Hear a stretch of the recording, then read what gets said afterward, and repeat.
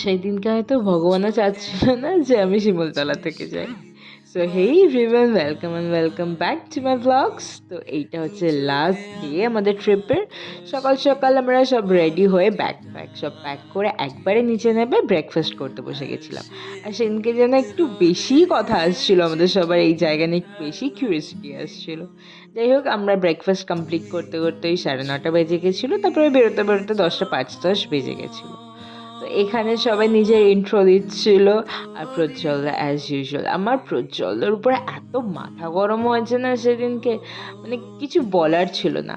আমি তোমাদেরকে বলছি ওটা পরে। সো দেখতে দেখতে আমরা প্ল্যাটফর্মেও চলে এসেছি আর আমাদের ট্রেনও চলে এসেছিলো।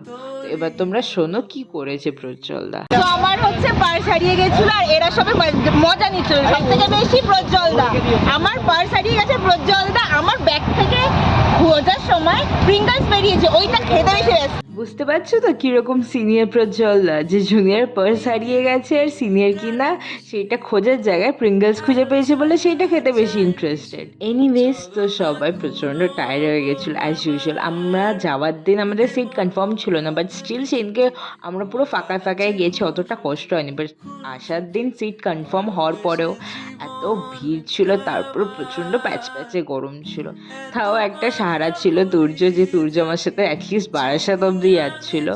তো এখানেও বারাসাতে নেমে গিয়ে আমাকে বললো সাবধানে যাস, বাড়িকে মেসেজ করিস, এইসবই। তারপর আমিও ঠাকুরনগরে নেমে গেছিলাম ওই 10টা নাগাদ করে। আর প্ল্যাটফর্ম থেকে আমাকে আতু নিতে এসেছিল। আর বাড়ি যাওয়ার পর তো শিরো রিয়াকশন দেখার মতন ছিল। কি হয়েছে? কি হয়েছে?